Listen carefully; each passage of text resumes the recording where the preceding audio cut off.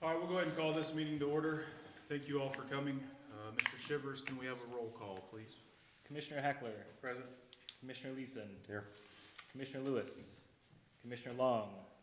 Commissioner McLaren. Here. Commissioner Stewart. Here. Chairman Tetrick. Here. Commissioner Watson. Here. We have a quorum. Thank you. We'll move on to item number 2, approval of the minutes from the last meeting. Does anybody have any questions, comments, changes?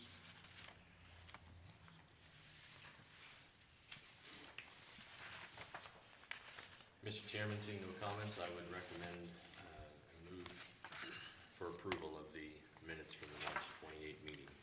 Thank you. Thank you. All in favor, say aye. Aye. Motion carries. Thank you. Okay, item number 3, new business. Mr. Shivers, would you please present that for us? All right, we recently received an application for a special use permit to expand manufacturing processing, as the ordinance defines it, at 620 North Industrial Road onto 9 new acres, as you can see in the map in front of you. This facility started production well before 2009, when we gained our extraterritorial jurisdiction in this area. In 2011, Mears Fertilizer applied for a special use permit to expand onto about 6.5 acres, as they have today. And so they're here tonight to expand another 9 acres they're in the process of purchasing from the city of El Dorado. Current uses in the area is generally industrial south of Parallel Street, mainly along North Industrial Road. To the north of Parallel Street, you can see is primarily agricultural, pasture uses. There's one home located to the northeast of the current facility, and that's the only residence in the near area there. As far as zoning goes, as you can see, everything south of Parallel Street is zoned for more industrial development. It's all I-1 light industrial. As far as future land uses, more industrial is anticipated and planned for the area. The large parcel there to the southeast is owned by the city of El Dorado, and I think I've mentioned in the past that we are marketing that for more industrial development. As you can see, there's a theme of industrial development in this area. So this special use permit will only be expanding the current uses that are allowed by the previous special use permit. And what we'd like to do is actually replace that one to have one comprehensive special use permit with one single legal description, so that in the future, if there's another expansion, we don't have to go back and reference 2 other special use permits and 2 other legal descriptions.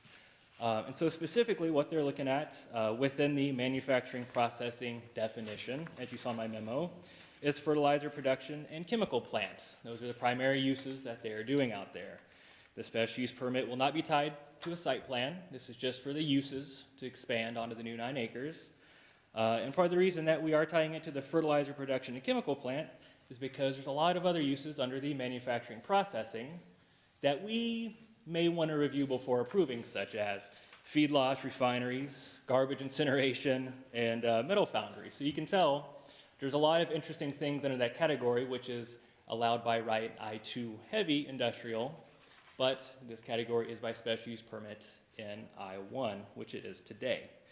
I sent out letters to 1,000 feet. I've had one response in the letter I passed out to you guys from McClaskey supporting the special use permit. Other than that, I've heard from nobody else. So with that, the city of El Dorado does support the request and recommend approval of it. The owner is here this evening if you'd like to answer any questions, or he would like to answer any questions that you may have.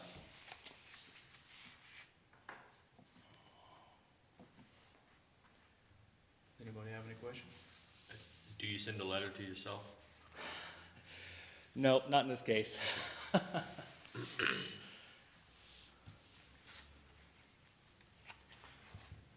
there plans for more buildings and processes on that land? Can you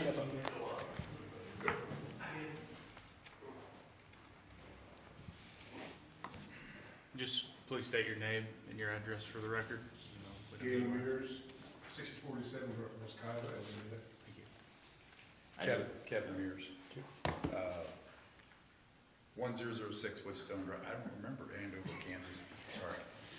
You do own that place? I do. I know how to drive Okay, there. good, okay. What was your question? I was just asking if what's planned for that land. Is there gonna be more buildings and processes going on, or? Primarily at this point is, it will be warehousing, stormwater containment, diversion, and with the possibility of expanding some additional going south, primarily warehousing. There will be a production, we are building another production facility, but it's, It's not on that particular piece of Yeah, ground. It's on the existing ground that we have. the part that's going to carry over onto that new spot is gonna be mostly finished goods warehouse and for loading. Shipping, loading. Seems like everybody wants a green lawn or something. Is there something in the road that you didn't square it off at the bottom? I think that was per request from the city. Yeah, I can speak to that. In looking at the remaining parcel that the city has out there for development, looking for access, ingress and egress from that site, there's a strip of land that the city has that connects to Industrial Road. So we wanted to cut that corner to allow for traffic to move around the parcel. It just made sense, and as we look of a potential of utilities like sanitary sewer in that area, that was a good alignment. So I assume that's the gap. And that between- process, that piece of ground didn't bother us at all. But that's that gap between the two parcels right there. Yeah, I'll show you with the mouse here in a second. Yeah, right there. Right there. Okay, that makes We sense. envision that as access, a westernly access to this site, along with parallel road being the northerly access. I think there's about a 60-foot strip in there, if I remember right, Scott, which makes some sense because you kind of have some way of getting down to the middle of that ground. And also you have stormwater, you have to deal with stormwater in there. So just as soon as everything's cleaned up, where you find the ground. Maybe. Is that just south of Canal? Or the Canal Just, building? it would border on them. You go back to that tank battery. There's a little tank battery back in there, yeah. Once in a while, I don't see how they can get back together, quite honestly. Any other questions for them? Thank you. Thank you. Okay, at this time, we'll open the public hearing. Is there anyone else that would like to speak to this matter?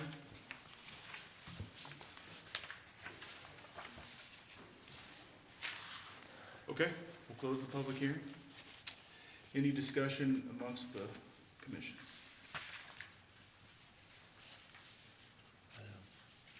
Sounds like a good deal to me.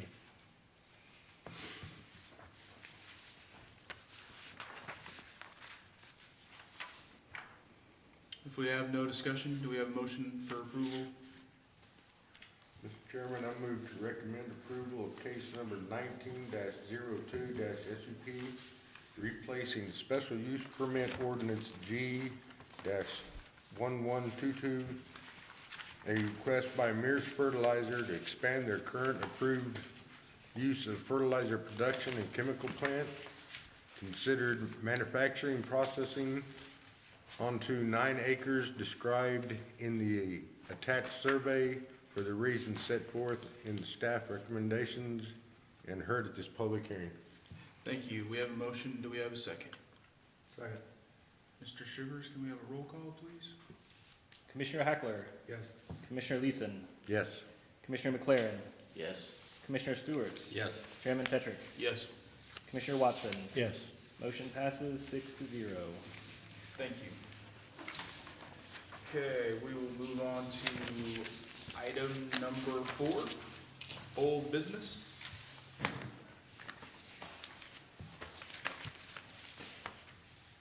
No old business. Perfect. Then we'll move on to item number 5, staff items. All right, as we do every year, we review the capital improvement plan. For a project to be eligible for the plan, it must be at least $5,000 with an expected lifespan of 15 years. It must meet the goals of the comprehensive plan, protect and enhance the city's infrastructure, and of course, be financially feasible. By state statute, we meet tonight so we can review these projects and ensure that they do meet the goals of the comprehensive plan. And with that, as we always do, we like to offer you guys the option on how you'd like to move forward. Mr. Ricker's here tonight, familiar with the projects on the plan, and so we are happy to answer any questions you may have, or we can do a brief summary of the projects. Whichever way you guys would like to proceed will be fine with us.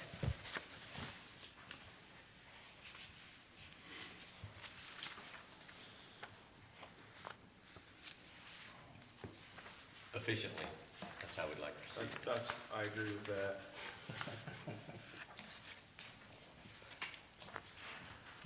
Yeah, as you'll see in your packet this evening, little different look than you've all seen in the past.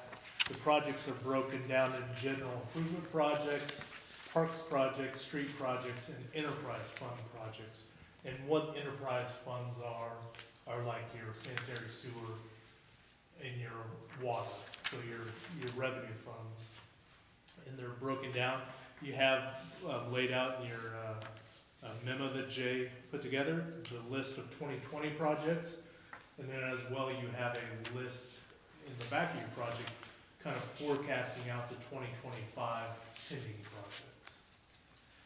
I did have a question about one of them in particular, the 2020 street project, the 9th Avenue paving. Yes. The one from Taylor to Gordy. I know we had discussed, and it might even have been last year in one of these meetings, but we had talked about the railroad might have substantial cost involved with that. I mean, does the city cover part of that, or how does that work? Yeah, the railroad has no cost in it. They pass that on to the city. One of the issues we have with that road is there is 5 tracks there today. And it's right around $153,000 per track for the new crossing. So it makes it a very expensive project. But something that desperately needs to be done. Absolutely. So we've for sure identified that as well, and this is a project that has hung around on the CIP for a number of years. Sure.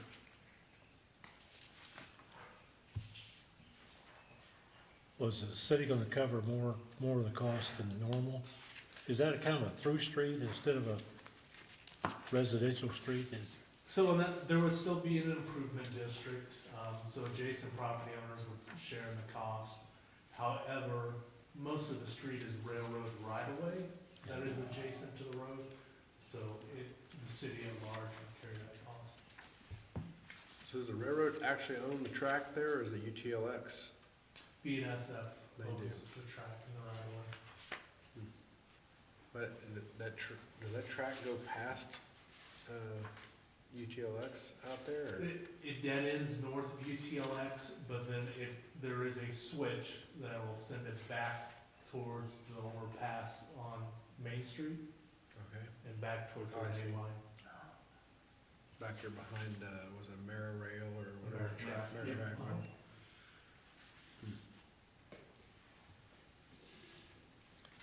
So that means both sides of the railroad track will be finished, the east side and the west side. On Ninth. Yes, if funded and if approved, and if we can come to some sort of reasonable agreement. All of these projects, identified here, need a secure funding. They need a secure approval. Some of these projects go through the process of public hearings like you just had tonight, where citizens have a say in it.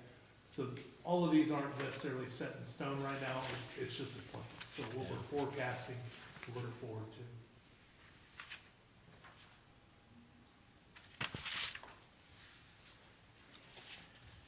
I've got one other question for you. Yes, sir. Here, a couple of years ago, with the money from the taxes, didn't a large chunk of that go to do a lot of the work over there at the ball fields? Yeah, so the excess sales tax funds, the last few years, the majority of that has gone to park and recreation improvements. Is there a specific one you're thinking, or? Well, they was talking over McDonald replacing the turf and all that. I thought that was part of, No, there was a project to reinstall, or the restrooms in the locker room have been non-functioning for many, many, many years. And so just this last year, excess sales tax funds through a CIP project installed and upgraded those bathrooms so they're functional again. As well as, some electrical work. So you've got in here for 2020, replacing the backstop netting and, some joint sealing and things like that that need to be done to the concrete, stadium portion of the field. I'd like to make a comment about that sales tax. When it started out, $600, 600,000 out of the million was gonna go to roads and reduce taxes. That was about 60%. Is there any way to continue the 60%? As this money goes up, it's what, over 2 million now? If I understand right? Right, It's correct. collected? It would be nice if you stayed with the 60% for property tax reduction, or streets, or So, whatever. yeah, and that was just voted on last year. And so what it is 600,000 comes out for streets. Right. That's spent every year to maintain streets. And that is asphalt, that is crack sealing, things like that. That doesn't pay salaries or anything. That is contracting work. And then you have 50,000 newly approved to 100,000 economic development funds. And those are set aside for economic development purposes. The remaining about 1.35 million is property tax reduction. So that is set. And the last election that was made on that kind of set that number in stone. So there was always a little concern because as sales tax receipts increased over the years, more money was just gone to property tax reduction. And then the city government, as it functions, became relied on that excess sales tax. Well, it wasn't a given. So now it is.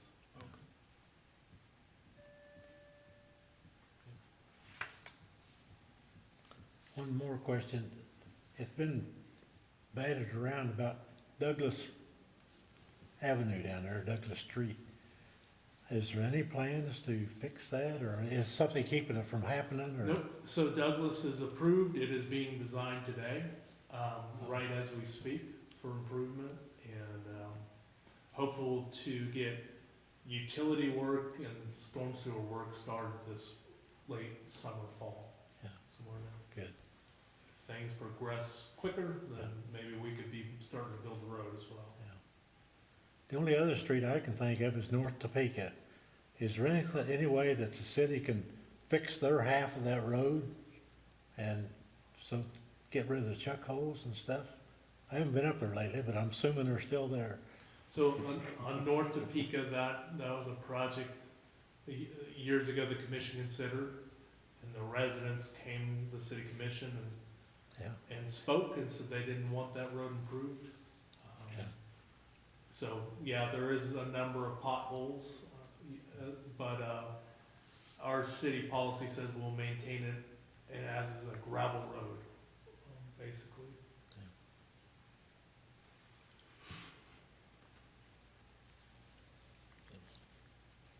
I got a quick question about the airport lighting. Yes. Just was glancing at this, and said this is on both of these, this was a 90-10 grant from the FAA. Does that mean that we paid 90 or we paid 10% of the cost? And is that number on these request forms with our share of it? Yeah, so on the lighting one, you'll see, total project cost $450,000. Of that, federal and state grants, $405,000, so the FAA is paying 90% of that project. And the airport fund would pay the $45,000 I see. remaining. In the airport fund, it generates a little revenue. It's not solely relying on tax base, so it has fuel sales, and I apologize. Give me that. I'll just sign it. It has fuel sales and hangar rents. So, Does the city own the hangars out there? yes.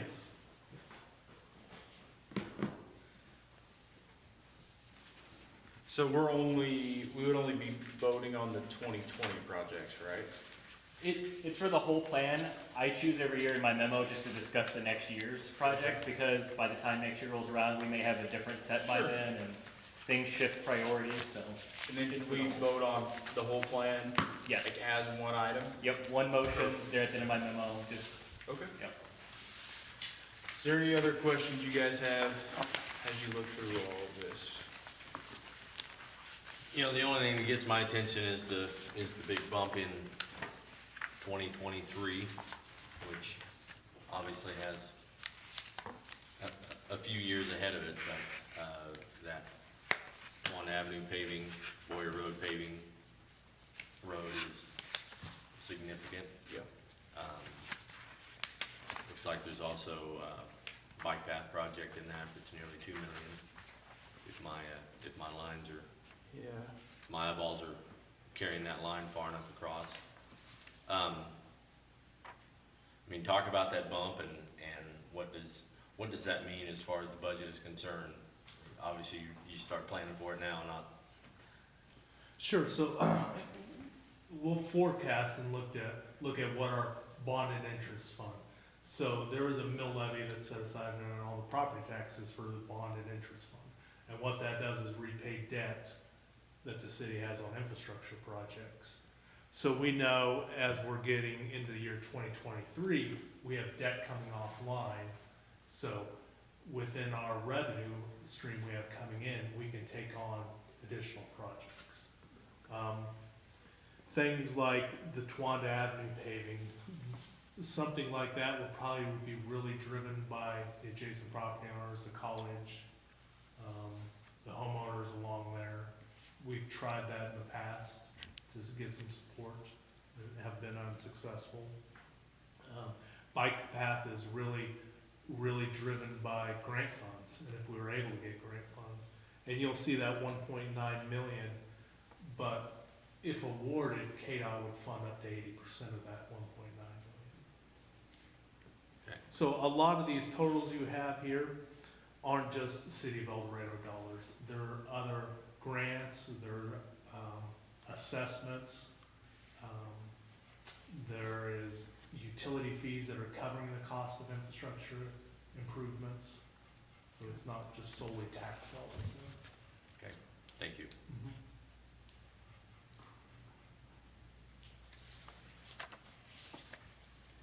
Any other questions? I'll add one. 2020, it says Walnut River Complex parking lot. Isn't that something you guys just did? I'm sorry, Kyle, what did you say? The Walnut River Complex parking lot rehab? Isn't that something that's just, or where's that at, I guess? It's up here at the top. Yeah, you know what? That may be mislabeled, Kyle. It says 133,000. Okay, I think it should be Or is that the the actual- lake, should be the Lake Diamond parking yeah, lot. I think that. For the dollar amount, that's what it is. It'd be like almost the last 20 to 21. Yes, it is the Lake Diamond. Yeah, the dollar amount matches up, so. Okay. Sorry about that. Thanks for the catch.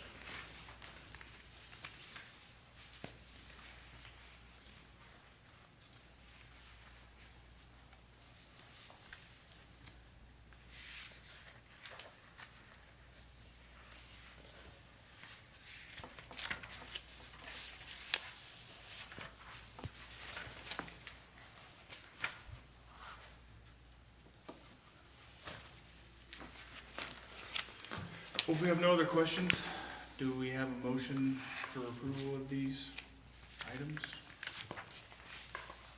I move to deem the 2020 through 2025 capital improvement plan projects in conformance with the City of El Dorado's 2030 comprehensive plan. Thank you. Do we have a second? Second? Mr. Shivers, do we have a roll call? Commissioner Heckler, Yes. Commissioner Leeson, Yes. Commissioner McLaren, Yes. Commissioner Stewart, Yes. Chairman Tetrick, Yes. Commissioner Watson. Yes. Motion passes. Thank you. Okay, that is the last item on our agenda. Do we have a motion for I have a adjournment? few things for you, really briefly. I was just informed that we need to have our new representative for the Excess Sales Tax Commission. That meets this spring. Any of you guys interested in that, or, I'll do it. I know some of you have done it in the past. Does it have to be in the city limits or? We discussed that. Tabitha said there's no regulatory requirement for that, but that's all she knew about it. Is that a yes or no? It, Like I said, I'm pretty sure I didn't hear an answer in there. well, and so the thinking is that the people that live without, outside city limits also come in and spend money on sales tax and benefit those sales tax projects, so, There has been in the past, yeah. so, yeah. I want to do it, but I'm not gonna arm wrestle somebody over it. I've done it before. If you want it, go for it. They're typically, there is a couple new meetings and, I think she was wanting to start meeting the second week of May, I thought was the plan. That noon, is that what you said? Just the second week of May is when they were starting to think about the first meetings. I don't know the times. I think they're usually around noon and Okay, then, I probably better pass then. Didn't want to commute for that meeting, Kyle? Take your lunch break over here. that's why I said that just in case. So it's about maybe a culmination of 3 to potentially 5 meetings. The first few are around noon time and the rest of them are at 5:30. And then there's one meeting in front of the city commission. Usually they just appoint one representative to come and make that presentation.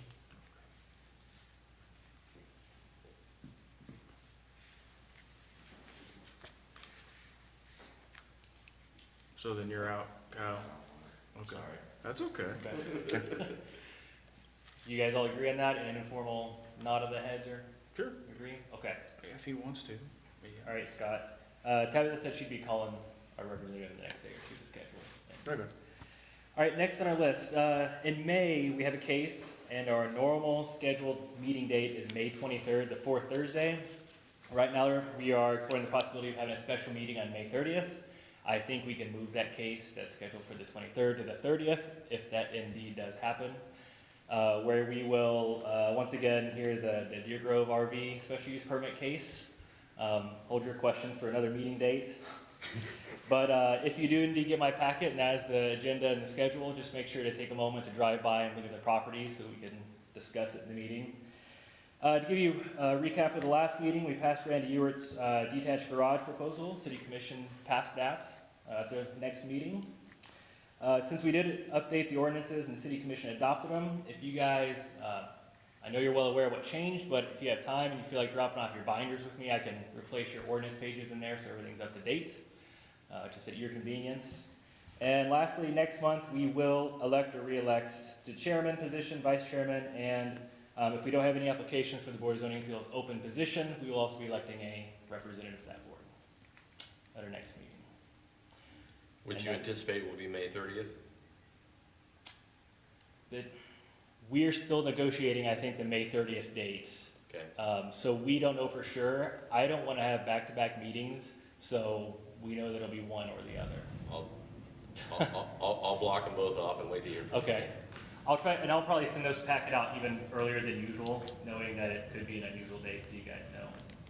I guess I had one more thing. In one of our emails, you had said that some of our appointments were up. Did we need to vote on those, or is that next time, or? Nope, everything's fine. We have one open position, an applicant for that, and then 4 of you guys were up for renewal. You've all given me your renewal sheets. I believe it's on the agenda for next Monday, I think.